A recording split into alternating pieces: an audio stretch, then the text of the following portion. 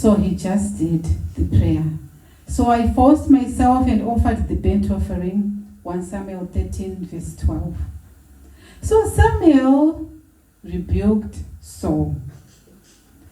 He says to him, "You have acted foolishly. You have not kept the commandment of God, which he commanded you to do. For now the Lord would have established your kingdom over Israel forever. But because of this disobedience you've done, but now your kingdom shall not endure. The Lord has sought out for himself a man after his own heart." And this happened before the New Testament. And now we have Acts 13 verses 22. Paul is now reiterating, he is retelling now the Israelites what had happened before, and he is repeating. If you disobey, like Saul did, God will replace you. I'm sure we are together now. Where Acts 13 is coming from.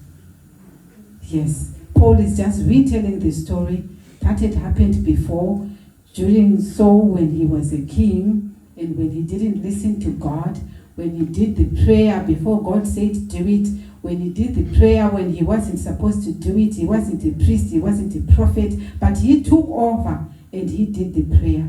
He was afraid of the army that was scattering. He was afraid of the community that they were seeing him. The army not having a prayer, and then he's supposed to do the prayer before they go into the army.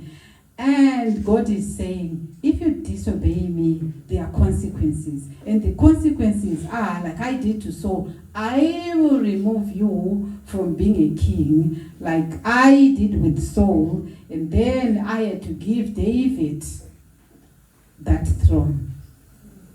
So this chapter then ends showing Israel's vulnerability.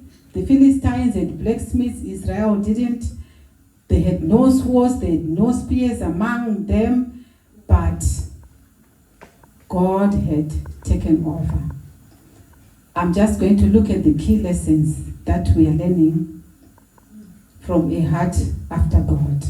So impatience leads to disobedience. Fear of people over fear of God, it leads to sin. Excuses don't justify sin.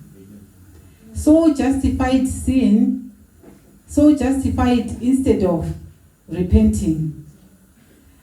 God seeks hearts that obey God fully. So disobedience in 1 Samuel 13 verses 8 to 14 says, Saul offered a burnt offering himself instead of waiting for Samuel as God commanded. So Samuel told him, you have done foolishly instead of you acting as a king. So you can end up behaving foolishly instead of you doing what God would have commanded. There is also partial obedience. If you look at this theme, this says a heart after God. In 1 Samuel 15, God told Saul completely to destroy Amalekites. He's been told to destroy the whole army. But when Saul's army goes, Saul has already told the army to leave King Agag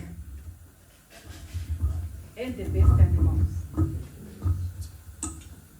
Amen, church. Amen.